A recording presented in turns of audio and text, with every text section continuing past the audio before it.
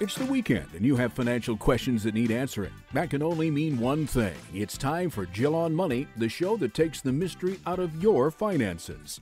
Here's your host, Jill Schlesinger. Welcome to the program. We are delighted that you have joined us, as many of you do every weekend. And some of you do it in between the weekend because you're very smart. You go onto our website and you catch up. You say, oh, wait a minute, I missed part of the show. Or, I don't know, I heard an interview or heard a snippet, or I want to re-listen to some things. If that's the case, just hop onto our website, jillonmoney.com. This is the program that takes the mystery out of your financial life. It is also the program that tries to bring you fun, entertaining, interesting guests. And we are big fans of folks both doing it on their own, but also getting help when you need it. Because sometimes you're not going to be able to know what to do all by yourself. And sometimes you need ongoing help with your financial life. And if that's the case, well, gosh darn it, we'll help you out. All you have to do is give us a holler. Couple ways to get in touch with us. You can send us an email. Ask Jill at jillonmoney.com. Ask Jill at jillonmoney.com. Or you can call us, but Mark really does not like the whole calling thing. He's definitely off the calling thing a little bit. Doesn't like using the phone so much. Although I always notice that he'll text me and I'll say, can you talk? It's my constant query for Mark. All week long. Can you talk? Can you talk? Can you talk? Can you talk? I've now fully turned into my mother because, I like to hear your voice, as she likes to say. But actually, when I do talk to you guys, when we are, doing advice, one of the reasons it's nice to talk is that sometimes things come up that maybe you wouldn't have put in an email, or maybe as I listen to you, I can hear something in your voice that might make me ask a different question. You ever know when you go to the doctor, if you have a friend or a family member in the hospital, that they'll ask you kind of the same question a number of different ways? The reason is that they're asking you that question to see if you're going to remember something that's important for them. So that's why they don't do it to annoy you. There are plenty of things they do to annoy you. That's not one of them.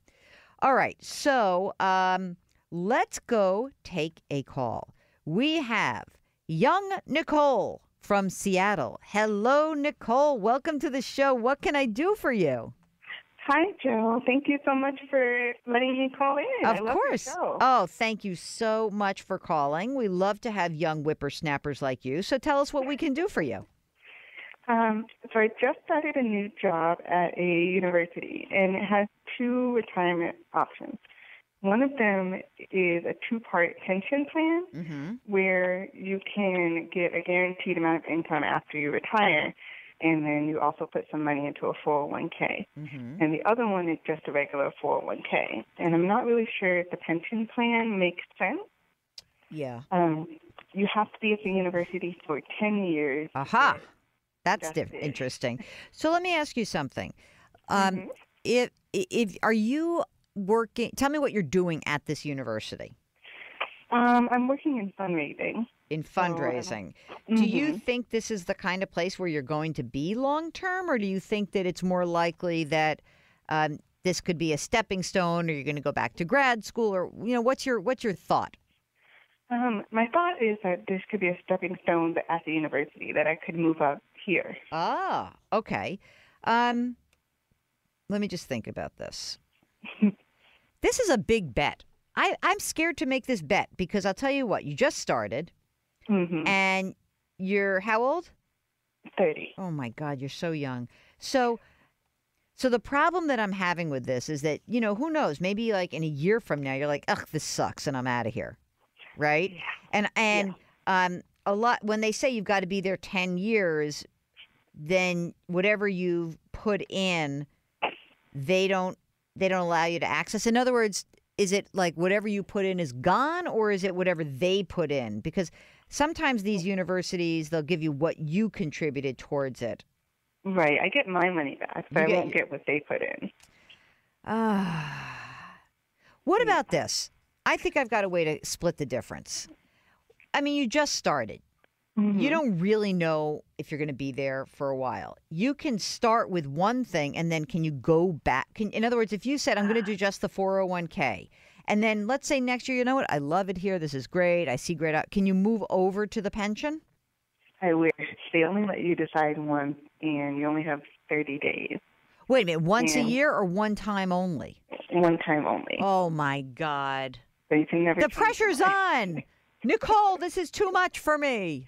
Oh. Oh, brother. Mark, what do you think? We're really the reason why we love pension plans, because financially, if you are there for 10 years, it's a great deal. It's a total great deal. But, you know, you're so young. I'm hesitant to tell you to do it, but I don't know. I feel like there's a good. Okay, so what's our downside? Let's do this like it's an investment. Okay. 401k only, we know what the deal is, right? You're there, it's fine. You get their match. What's the match, by the way? They do a complete match it depends on how old you are. Yeah. If you are under 35, it's 5%. If it's over 35, I think it's 6%. Okay. Oh, no, 7%. And then if you're over 50, it's 10%. Okay. And let me just think about this. And this is one of those things where they're like, for the pension, it's like, oh, your 5 years, your 5 highest years salary. They give you some part of that. Right. Okay. Right. So, okay. The upside is you have a better upside with the pension because it's a guarantee. But your downside is you leave before 10 years is up and you only get what you put in. You don't get that other piece. So, so here's what we're thinking about. How much are you making, by the way? About 70K. 70K. Okay. So, which means that what we're risking is really the money that they're putting away as the match, right? Yeah. So that's the $3,500 that they'd be putting away on your behalf. Mm-hmm. So, Mark wants you to do the pension. I'm going to go with the 401k. No, it's a toss-up. Here's why. He likes because he's going for the math and I'm going for the emotion. And this is what I want you to think about before you make this decision. One is you have no idea really where you're going to stay here. Everybody I know in development jumps all over the universe. And so I'm concerned that you're going to do that. So you have to decide whether you want to take $3,500 every year for the next 5 years and risk that because that's free money. The guarantee, you know what you're going to get on the 401k. The defined benefit is a much harder calculation because we just don't know if you're going to stay there for 10 years. So that's the decision. I almost can't I think it's a push. I really do. You're not going to make a bad decision either way, but just know that if you really believe that you're going to stay there for 10 years, you then do the pension option. If you think that you might bump around, you do the other one, the 401k with their match. Oh, that's a hard one. Time does fly. When we return, we're going to answer more of your questions. This is Jill on Money. How many of us stay at the same place for 10 years? Think about that, Mark. There's a real, I don't know. Ask Jill at jillonmoney.com. That's our email address. We'll be right back.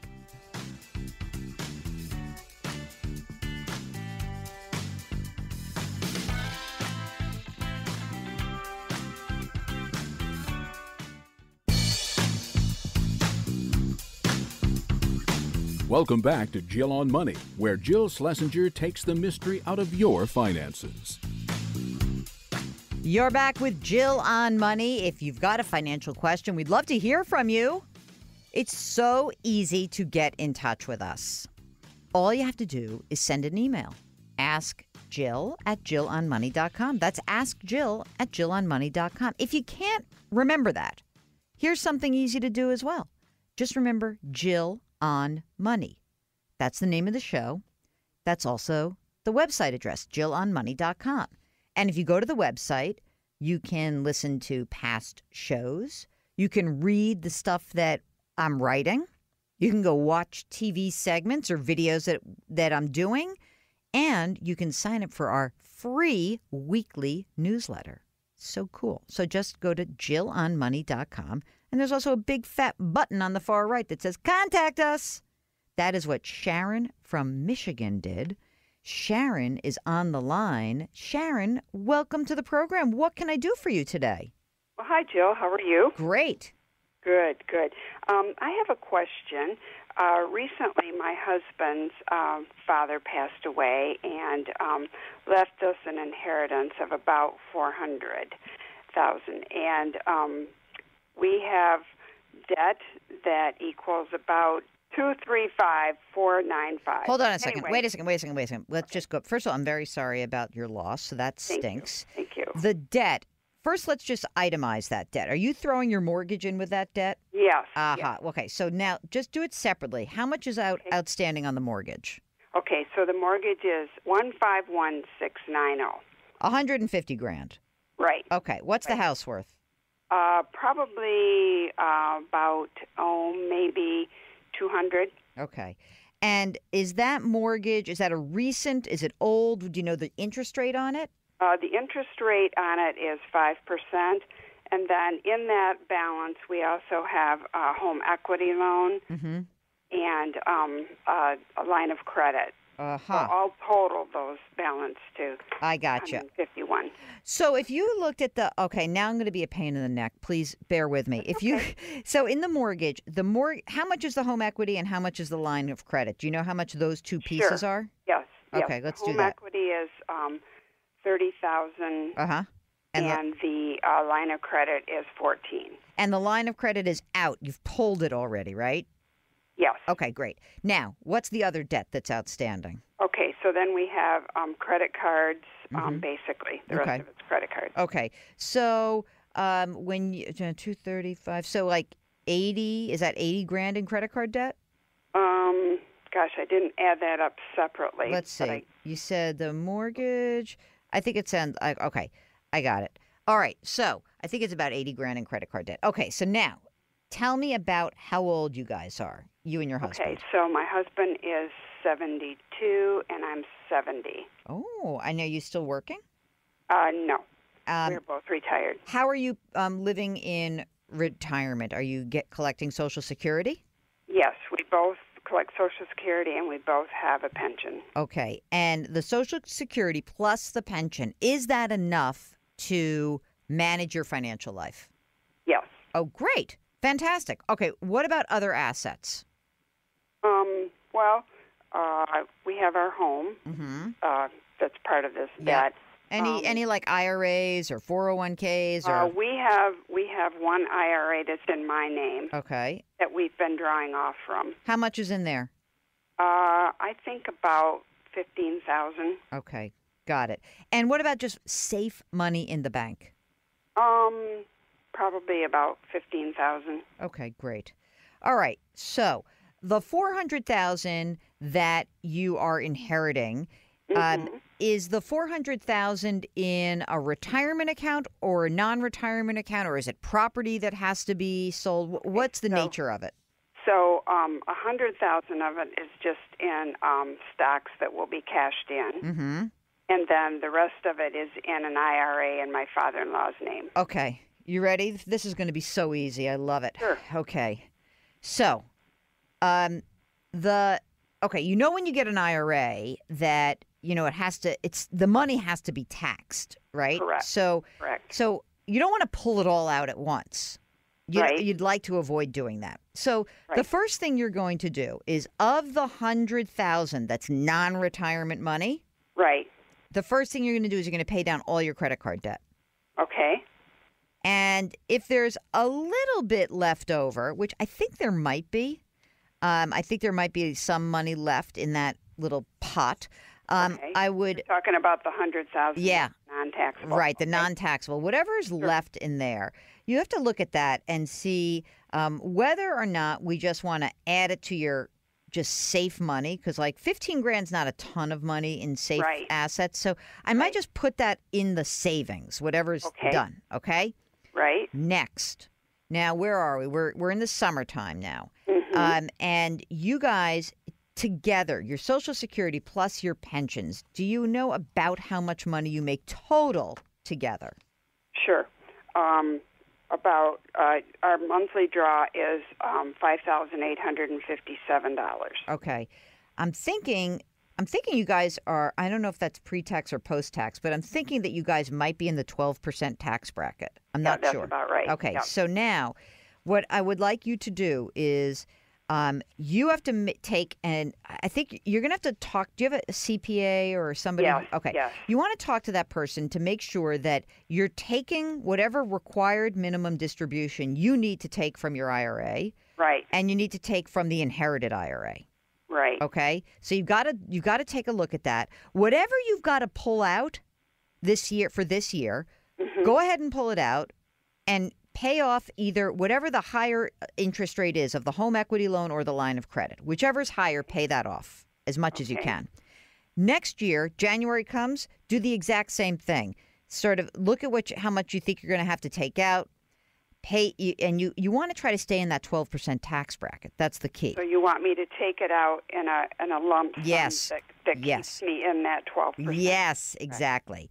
Okay. And I mean, it's not the worst thing in the world if you pay it. If like interest rates jumped and all of a sudden your line of credit starts to rise dramatically, I would just, go ahead and pay off whatever's left.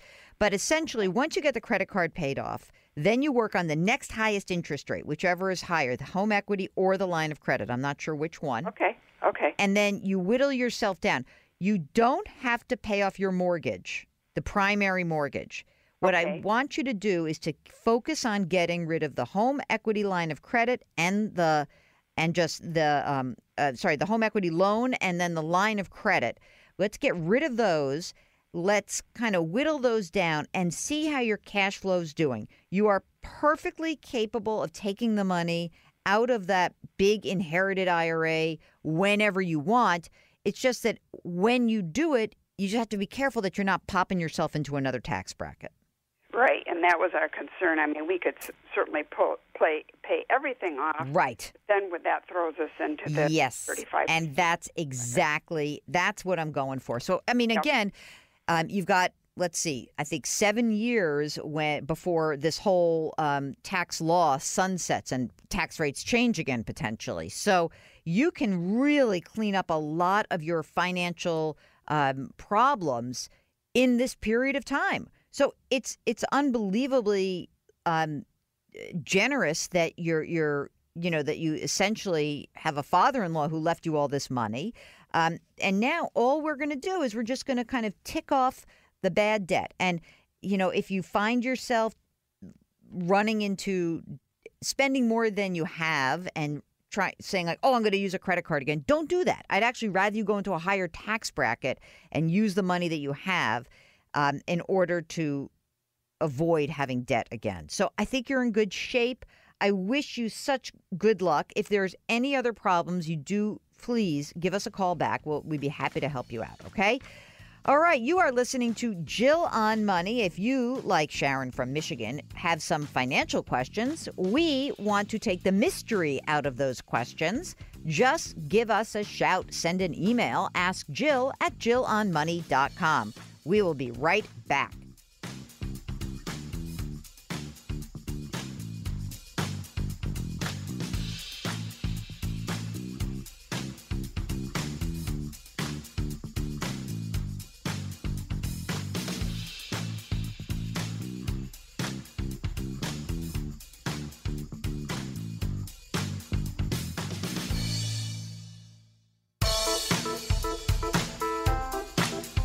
(855-411-JILL). That's the number to call to have your financial questions answered. Back to Jill on Money with Jill Schlesinger. You're back with Jill on Money, and I never get sick of these kinds of questions, which are just clarification questions. I love them. If you have a clarification question about something in your financial life, give us a holler. Ask Jill at jillonmoney.com. That's what Mike did.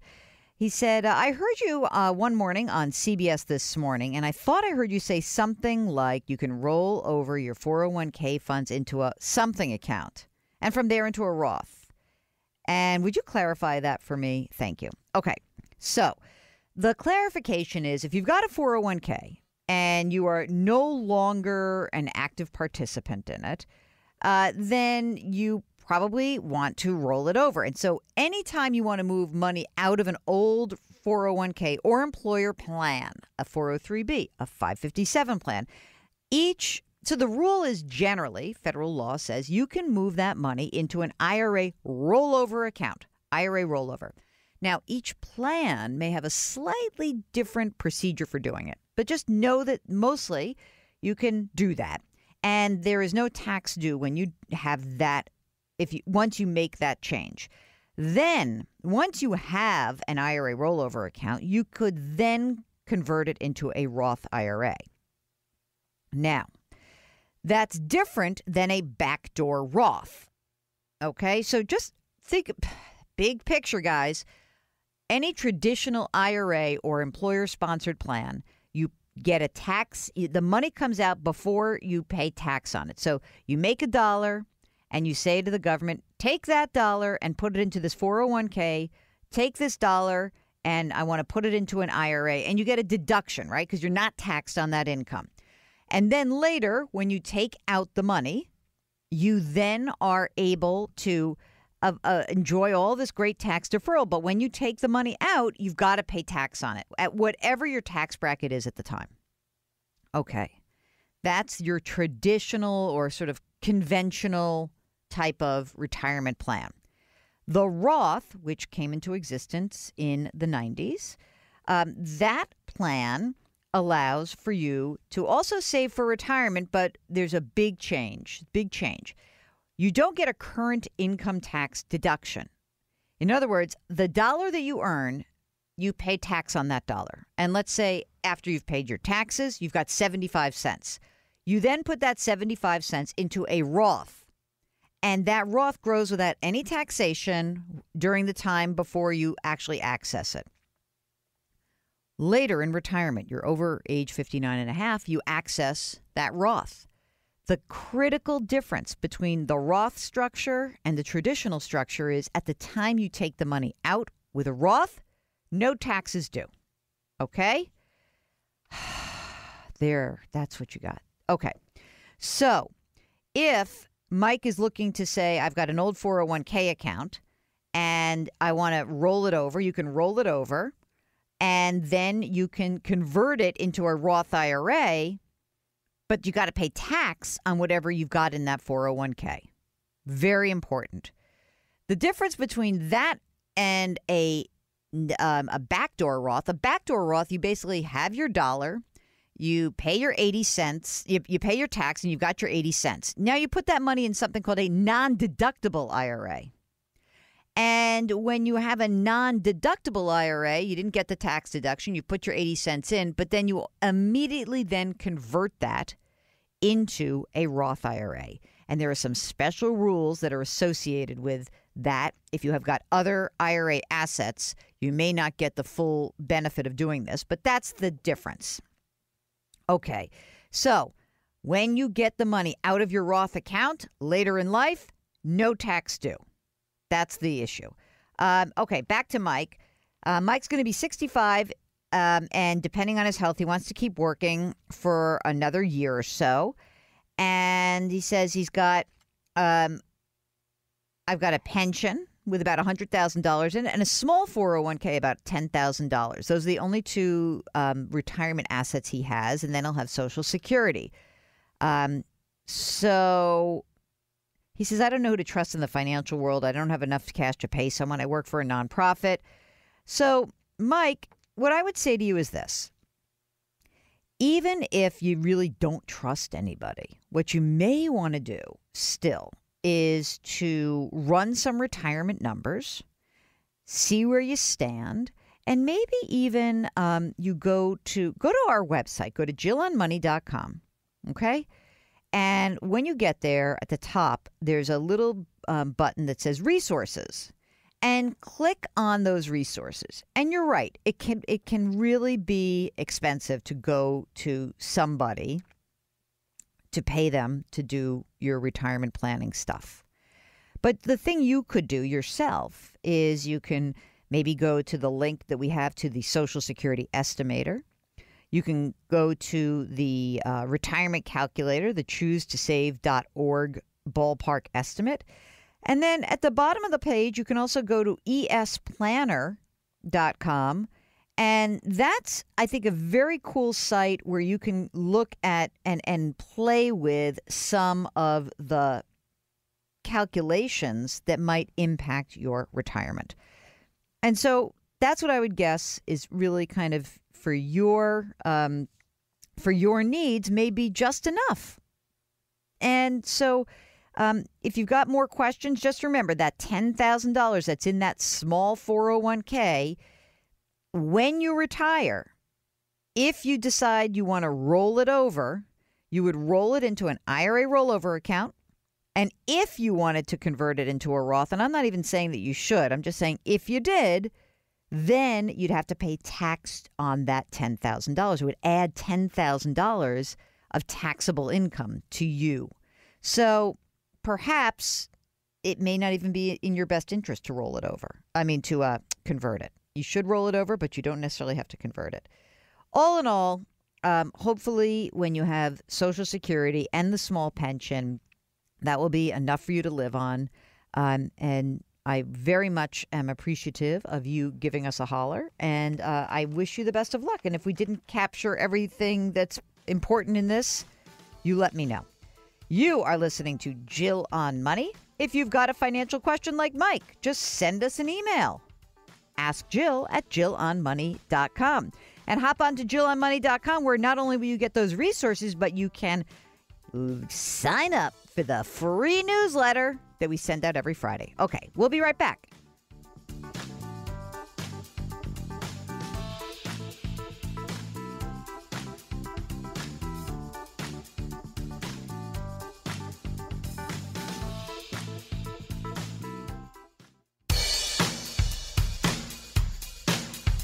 Follow Jill on Twitter and Instagram for more personal finance content. Just use the handle @JillOnMoney. Now, back to the show. You're back with Jill on Money. And if you've got a financial question, my voice just went up. I got to put that dark, dour pitch on it. If you've got a financial question, we would love to help you out. Send us an email, ask Jill at JillOnMoney.com. Mark was just saying that Twitter's a cesspool, except for you guys. Meaning that when you ask me questions or you have a quick question, that's a good place to just do something. And then Mark will most likely write to you and say, send us an email. So just send us an email. Ask Jill at JillOnMoney.com. By the way, you can go to JillOnMoney.com to our website if you'd like to check out our podcast. It's called Better Off. You can subscribe right there. Okay, let's go to Bill, who says, I regularly watch you on CBS News and I appreciate your sound financial advice. I'm wondering how I best should manage my 401k. I'll be 67 next month and I've been retired for almost 2 years. My income is from Social Security and a state pension. I have a low mid six-figure balance in my 401k. My income, here's the key point, gang. Listen, my income is more than sufficient to meet my needs. When you're wondering, you're hearing me read these things out, and you're saying, how could someone who has $2 million not have enough money? Because their income is not more than sufficient to meet their needs. This is the key to retirement. This is it. Is your income sufficient to meet your needs? And in Bill's case, yes. He spends about $2,500 a month, and his income's $3,600 a month. Bottom line, I love this. My 401k is total mad money. I do not now or foresee in the future a time when I will need the 401k to meet my basic needs. I've had it in mostly risky investments, large cap growth, and, you know, he's killed it in the first 18 months of his retirement. He made 50%. Seriously, he says 50%. When the market corrected in February, I pulled my funds. I lost most of my gains for the quarter at the time, but I was looking okay at the beginning of that period after I reallocated my funds. You said if you're in it for the long haul, don't panic. I did some basic research, and the site I looked at suggested for my situation to maintain a mostly stock portfolio. After the 30-day period, meaning there's something called a wash sale rule, that if you sell your stuff and then repurchase it after 30 days, you don't get the tax loss. However, Bill, even though you didn't ask me about this, that doesn't count in a retirement account. You could literally buy and sell 100 times and it wouldn't matter. But anyway, he did it.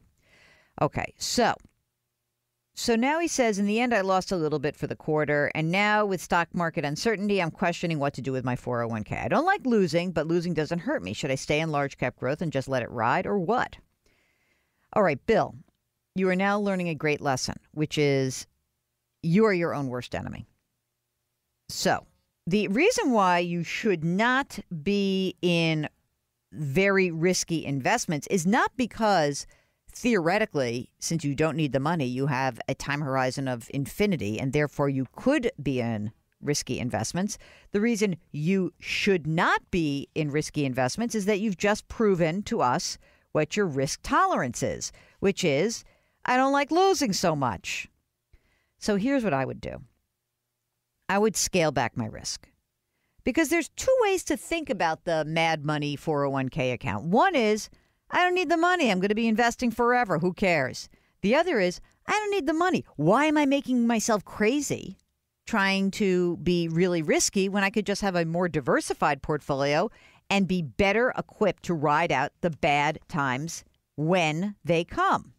So what I would say to you is this. I would be looking at my 401k and say, what is a portfolio allocation that would prevent me from acting in my own worst interest as opposed to my own best interest?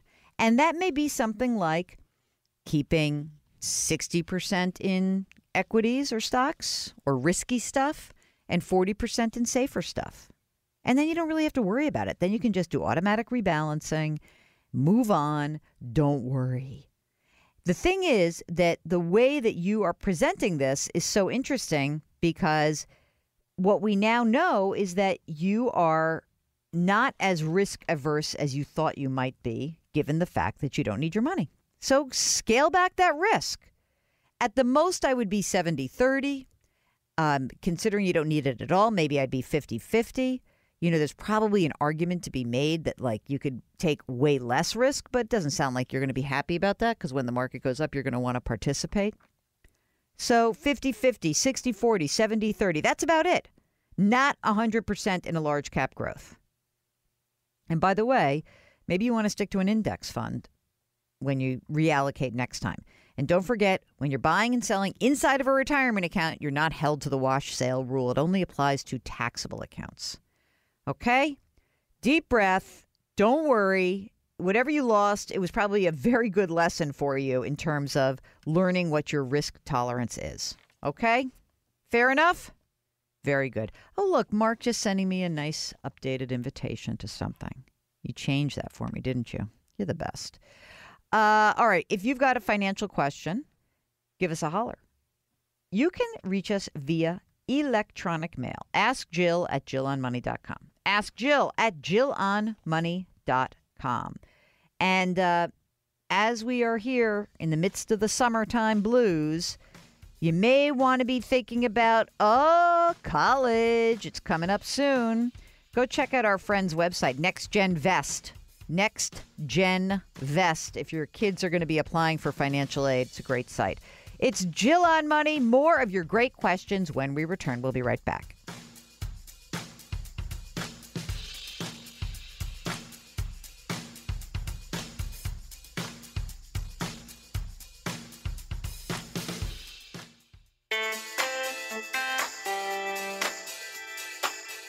You're back with Jill on Money. If you've got a financial, a money, a tax, a career question, maybe you're trying to renegotiate your salary, we'd love to give you some help. All you have to do is send us an email. Ask Jill at JillOnMoney.com. And sometimes we get tough questions. And don't be afraid to ask those kinds of questions. Here's one. Do you have anything for someone diagnosed with cancer who does not want to go through bankruptcy? How should I organize finances when you have a terminal disease? Thank you. You know, it's a terrible thing to have that kind of hanging over you. And what I can tell you is this. One time when I was a financial advisor a long, long time ago, a woman came to me who was diagnosed with end-stage breast cancer. And she really was basically asking the exact same question, not so much about bankruptcy, but just how do I organize my financial life? And she hired me to look at everything that she had and basically help coach her husband because she was running all the finances for the family. And she felt very protective of her husband and son and wanted them to have somebody to talk to about it. So, I mean, one thing that you can do is you can turn to some help with some of the basics. Like you've got to, of course, have a will and an advance directive, and you want to, a healthcare proxy and a power of attorney with somebody. If you are simply worried about spending down your money, then I wouldn't worry too much about that. But it's something you can talk about with an attorney who can help you out. These are questions that absolutely should be going to a professional. Okay? So work with a professional. Don't worry. I don't think you're going to have to declare bankruptcy. And let's see. Have you heard of street shares? Is it a good investment? They promise 5% on funds invested with them. First of all, no one should be promising 5% on anything. I have no idea what this is, but I'll tell you right now, you cannot promise 5% to anybody in this interest rate environment. So I don't know anything about it. It's veteran run. That's all I do know. But please be careful. No promises. No promises. Promises are very dangerous, my friend. Okay. You're listening to Jill on Money. Ask Jill at JillOnMoney.com is our email address. And our website is JillOnMoney.com. There you will find all sorts of things to read, listen, and watch. And you can also sign up for our free newsletter. Okay, we'll be right back.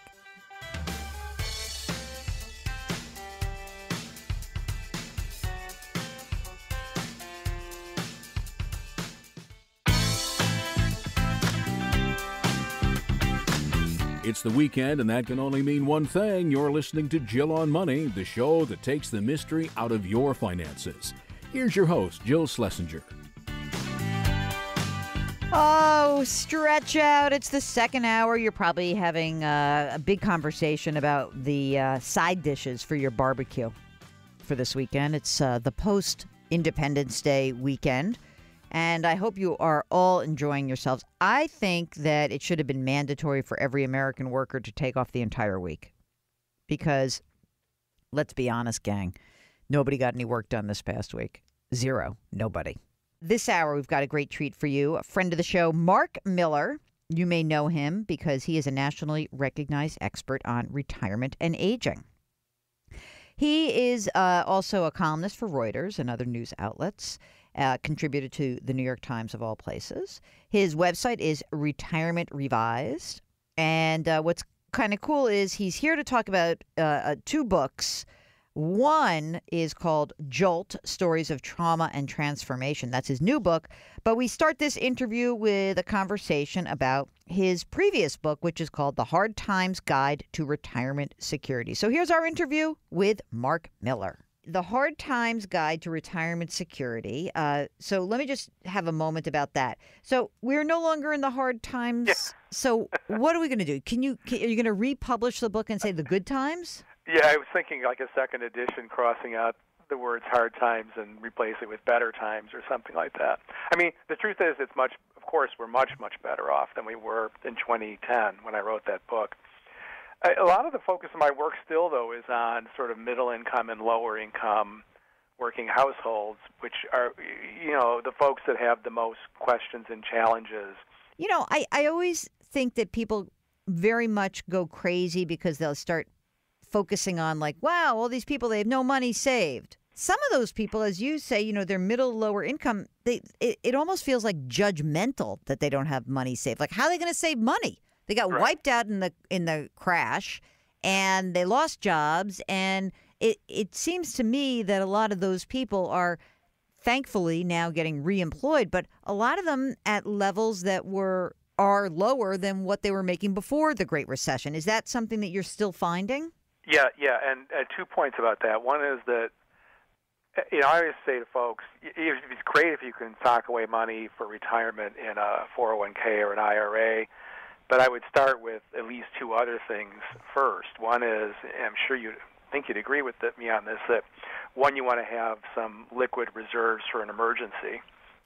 So first you want to save some money just in case something bad happens. Have 3 to 6 months of liquid cash. Yeah, you're nicer than I am. I say 6 to 12 months because I always think the world's coming to an end. The other one is don't save money by indebting yourself. You talk to people who are carrying credit card balances at whatever 15 to 20% interest rates, and then putting some money in a money market where they're getting 1%. So this makes no sense, right? None. So get rid of expensive debt and have some liquid saving, then think about retirement savings. So you can see that the challenge, exactly, how are these households going to get there? And I think many of them are going to live on Social Security income, and if they're fortunate enough to have any pension income. Right. And I mean, I don't think that that's the worst possible outcome. There is a safety net. In a weird way, the 45% who say their total household saving and investment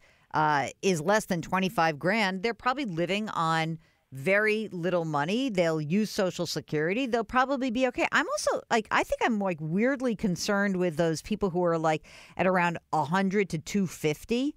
And I wonder, they probably are living well enough to be able to save that much money. And, I don't know. I think that maybe those people are going to be at risk or have facing some rough choices. And they keep talking about, I'm going to work longer. It'll be better. I don't know. Maybe your boss doesn't want you there. So it gets me nervous. Yeah. Working longer, great to do if you can. Not always a plan. But, looking at the Social Security side of this again with lower income households, by design, Social Security replaces more pre-retirement income at the lower income bands. Right. So that's a good thing. And, it just means that people are going to be living modestly, but you have to just make these choices. Social Security is something we all put money into through our working lives. We contribute, our employers contribute. It sometimes gets confused with welfare, but it's it's an earned benefit. It's a publicly earned pension program. Yeah. Essentially. So you are a retirement expert, which is why your turn in your most recent book is quite interesting. The book is called Jolt: Stories of Trauma and Transformation. So what led you down this path as a topic for a book? And it's really quite wonderful and a little weepy, I guess, at points for me. I've heard from a few people who said, no fair, you made me cry on the subway. Exactly. So what led you to write this book?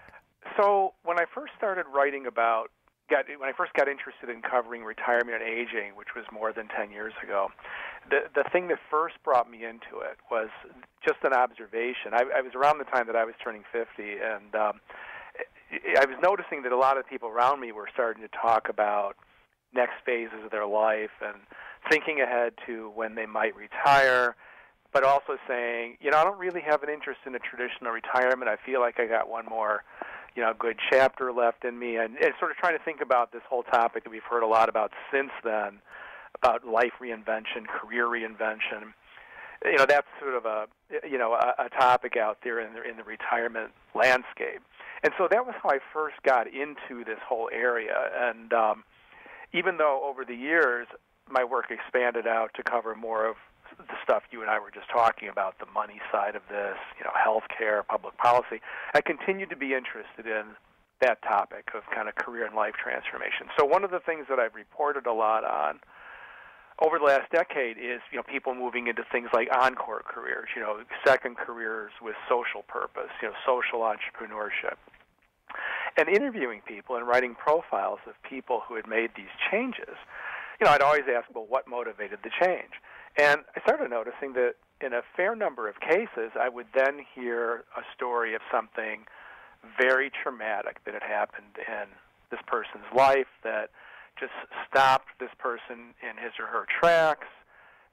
They needed to stop and make sense of what had happened and find a way back in terms of restoring a sense of meaning in their lives. And it just forced this total reassessment. And so I was hearing it enough that I just thought this was such an interesting pattern. So in 2015, I wrote a feature article about people who had these experiences that appeared in the AARP magazine. And when I dug in and started doing more reporting and was speaking with some clinical psychologists who'd studied this phenomenon, I found out that there was a whole school of research about this phenomenon and that the psychologists had given it the name post-traumatic growth syndrome. Yeah, I think that is so cool because you mentioned that earlier in the book. So explain what that is. So post-traumatic growth is something bad happens, you're knocked down, you get up, but now you're walking or going in a different direction than you had been going in before. It's growth or change as opposed to simply the ability to recover or be resilient. But, you know, it really is the idea of remaking your life after something that just kind of blows everything apart. We'll get back to our interview with Mark Miller in just a minute. If you want to ask us a question, we are here for you. Our email address is askjill@jillonmoney.com. Taxes, retirement, estate planning, anything you want. Just shoot us an email. We'll be right back.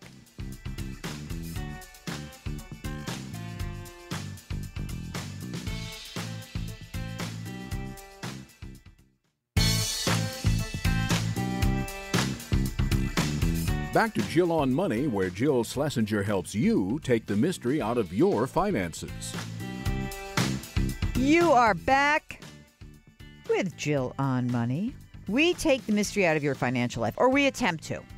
But to do so, what would be really great is if you contact us. Send us an email. Ask us a question. You know, I'm the CFP Board's senior ambassador.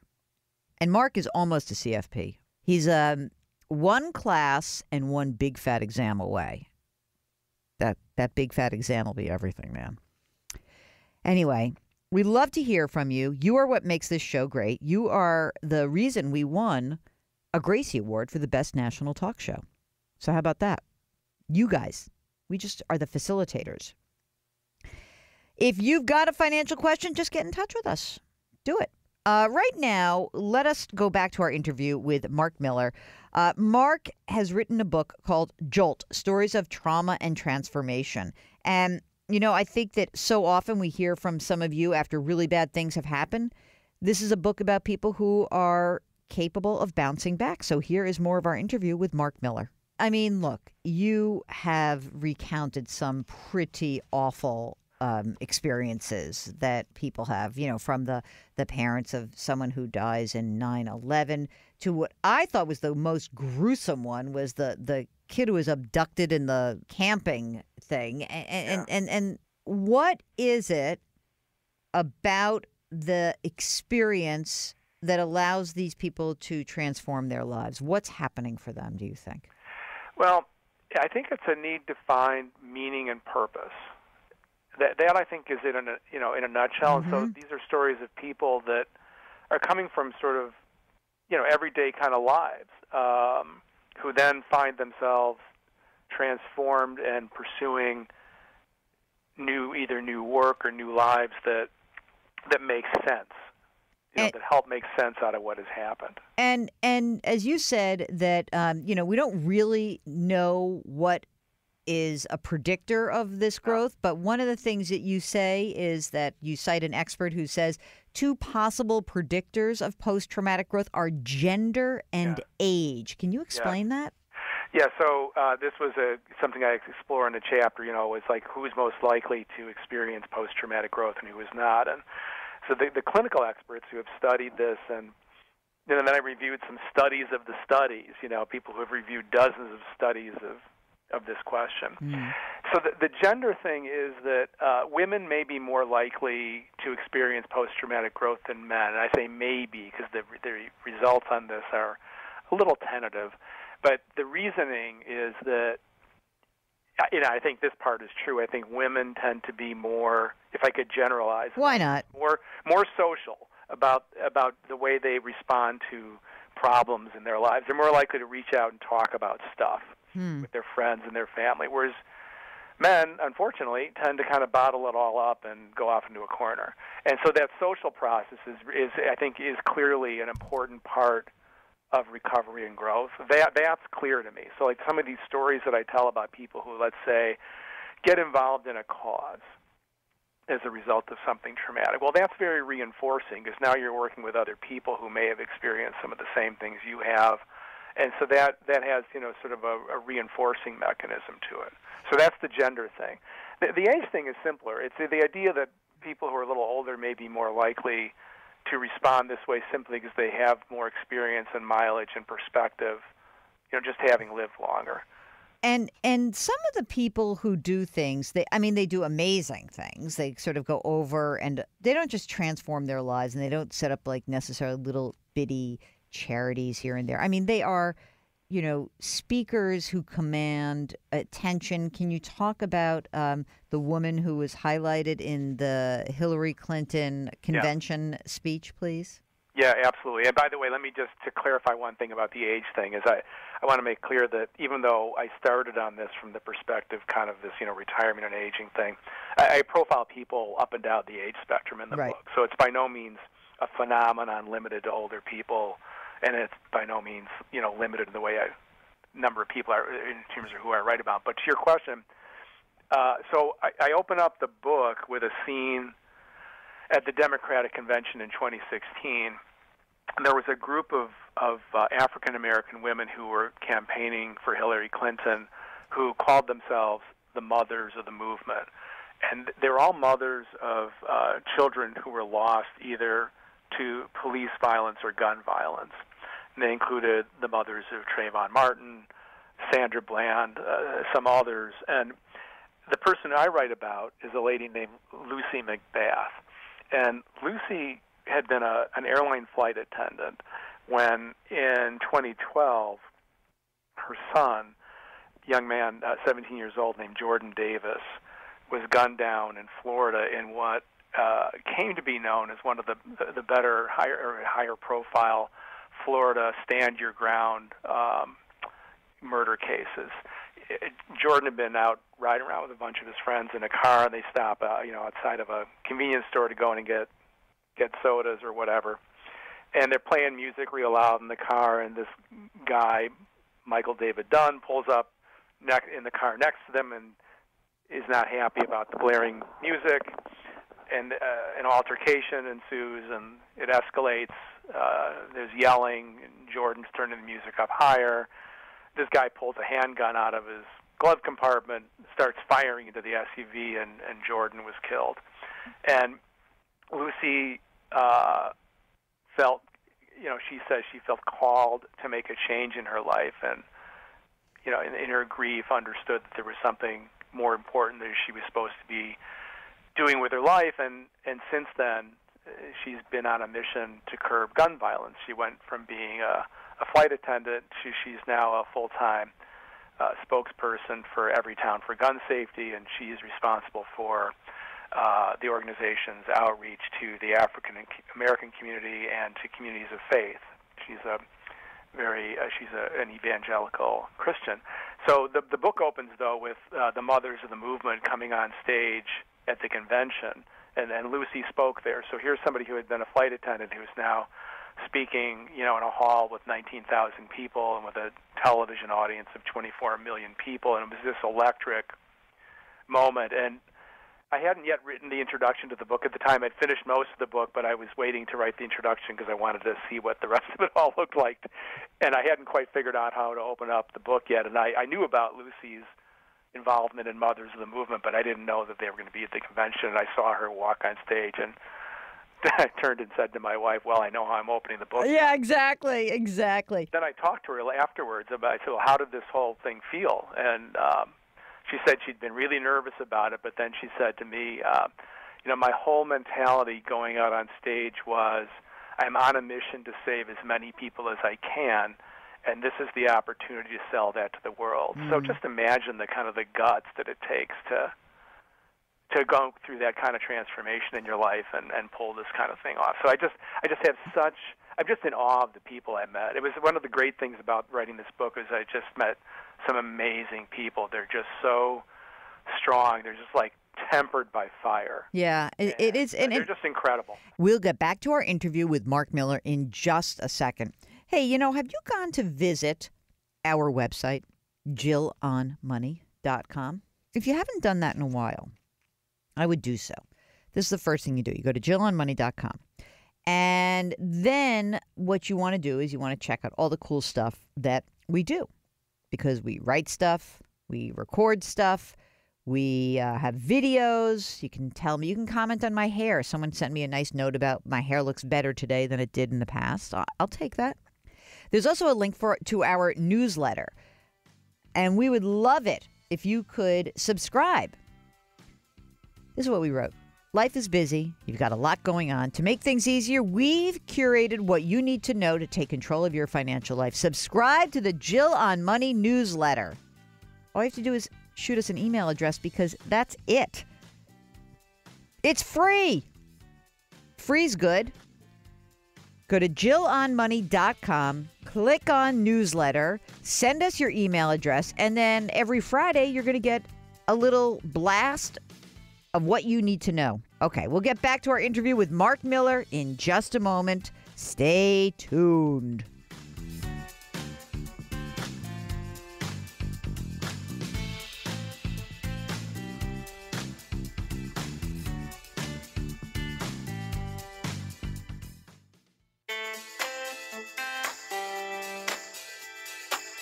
Back to Jill on Money with Jill Schlesinger. Have a question? Call or email anytime. 855-411-JILL or ask Jill at JillOnMoney.com. You're back with Jill on Money.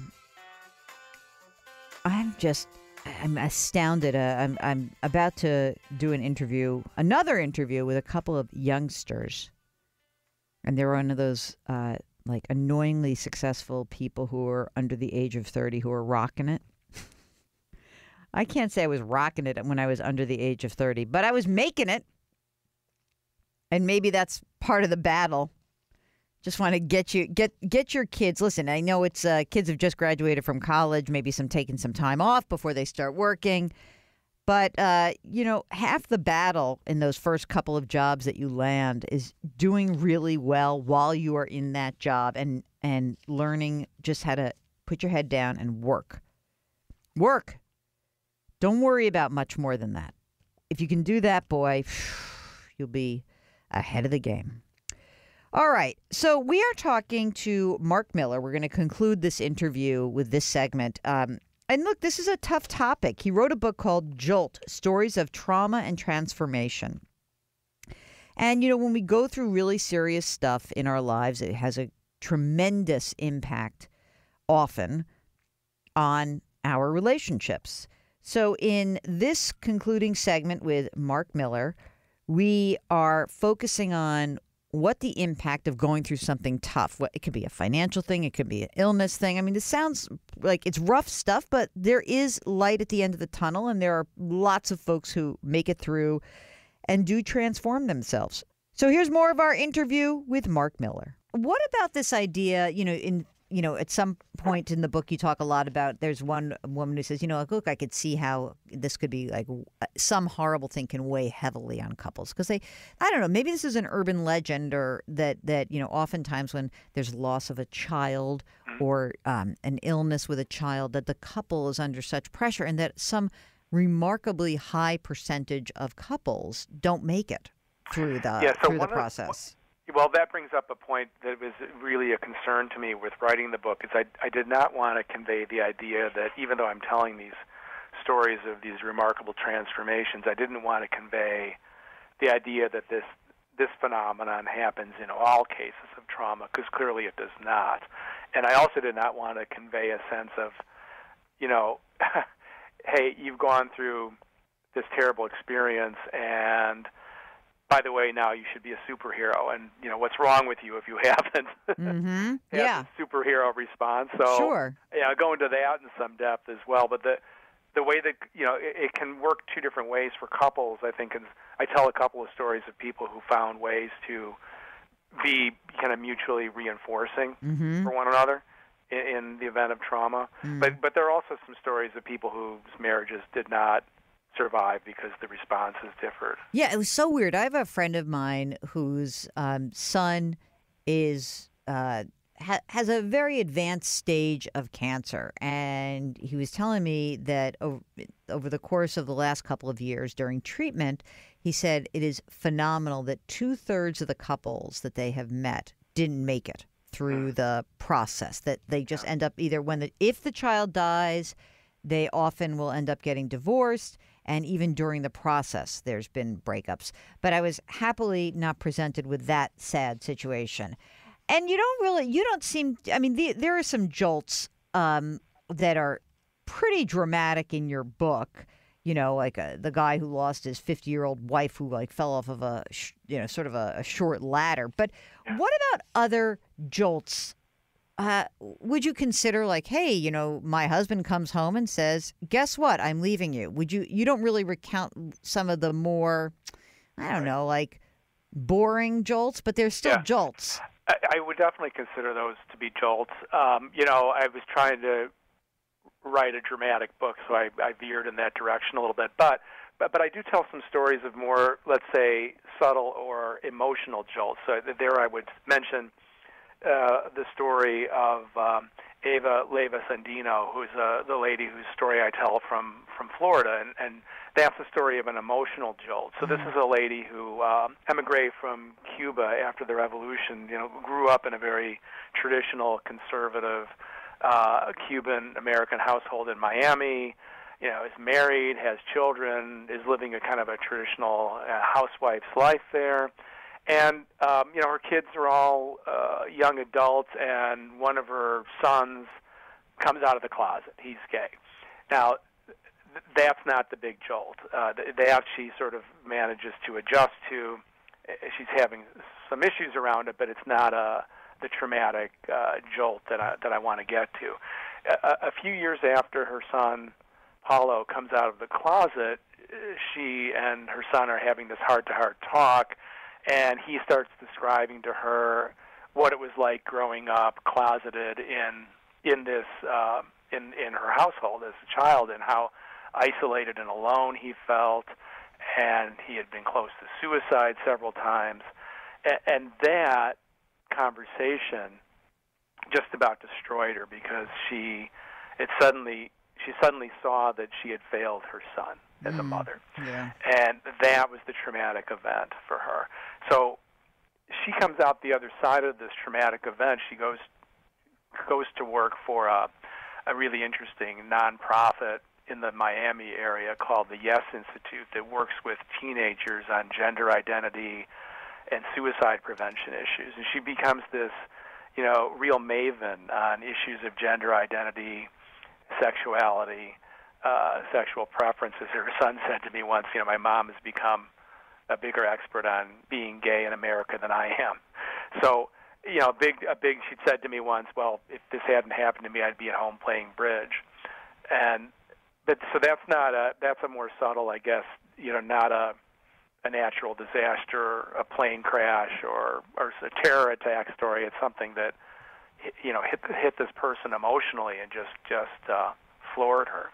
So, yeah, absolutely. I would say these kinds of emotional events can be really, really big. You know, I tell some stories of illnesses that change people's lives as well. Thanks so much to Mark Miller for joining us. You can find all of his stuff at his website, retirementrevised.com. Retirementrevised.com. His book is called Jolt, Stories of Trauma and Transformation. His previous book, The Hard Times Guide to Retirement Security, is pretty awesome. So thanks again to Mark, and thanks to you for keeping us tuned in. Don't worry, we're going to get right back. We got some emails to clean up and more of your questions. Shoot us an email. Ask Jill at JillOnMoney.com. We'll be right back.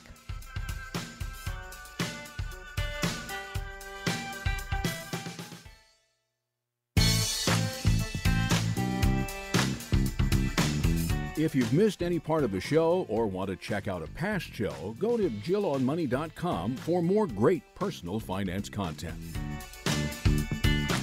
You're back with Jill on Money. If you've got a financial question, you have a tax question, you have a retirement question, you have a college savings question. What other questions, Mark? How about insurance? Insurance is quite a thorny issue. Estate? You know what we should do? Let's get a guest. Mark, go find somebody who's a health savings account expert. Let's find out someone who can do that. Very good, because I find them to be extraordinarily powerful accounts that don't seem to be, I don't know, I feel like they're somewhat underutilized. So let's try that. Oh, here's an insurance question from Peggy, who says, by the way, if you want to send us those questions, do so at askjill@jillonmoney.com. Peggy says, I took a cash buyout of $117,000 or so from my long-term insurance company. The company was liquidated. I took the policy out at 49. I'm close to 68. I could not afford to pay the new and much higher premiums from the new company. And I just received the monies in April.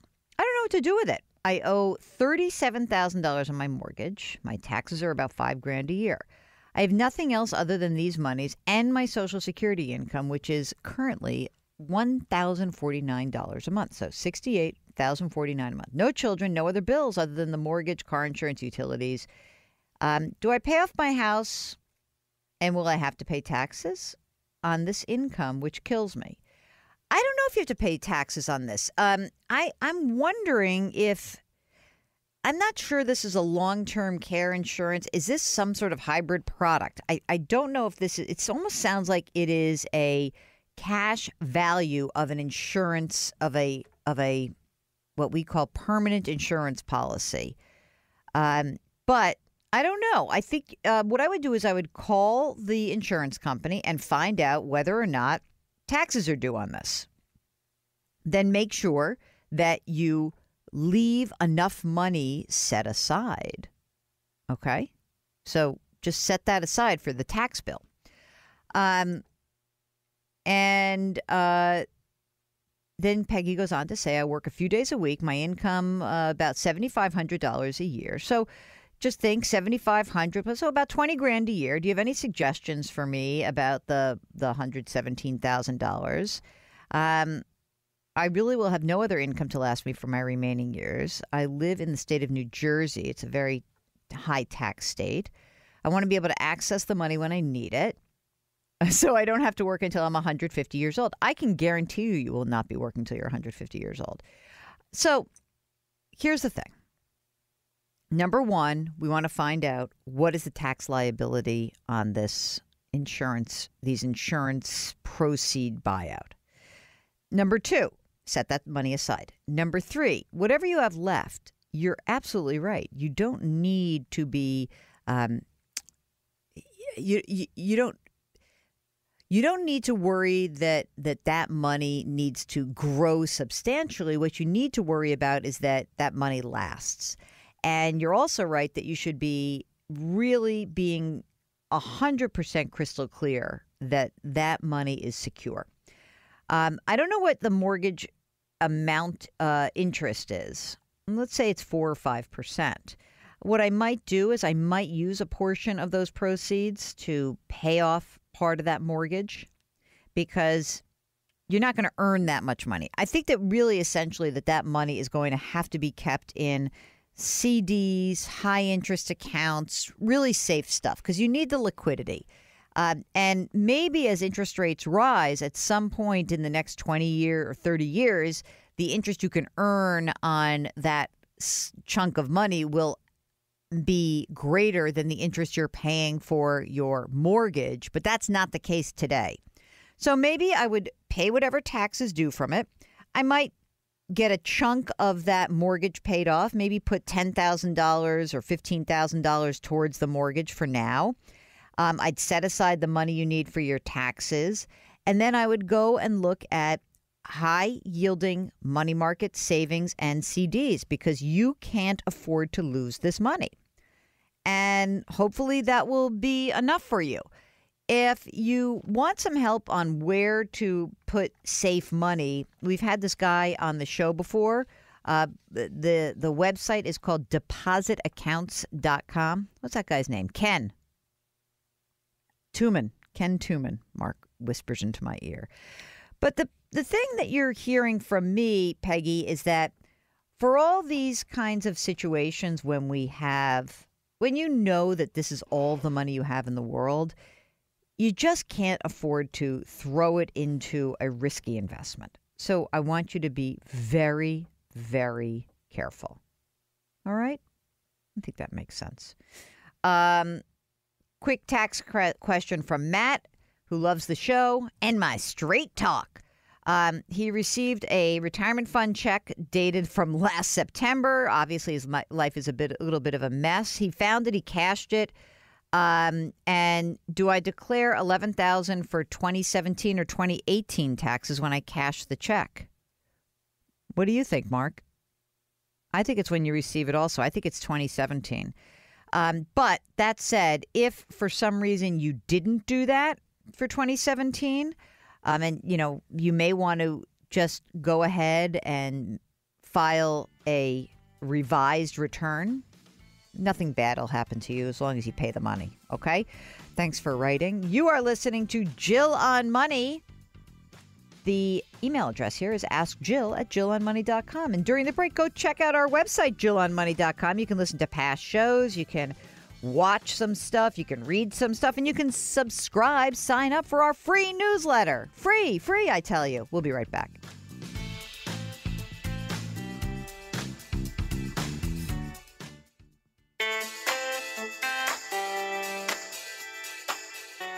You're back with Jill on Money. Before we finish out the program, let's try to bang out some emails. If you've got a question, just shoot us an email. AskJill@JillOnMoney.com. Jackie writes, I have an inherited CD from my mother-in-law who passed away. It's a significant amount. Do I have to pay inheritance tax on it? I'm 71 years old. I'm in excellent health.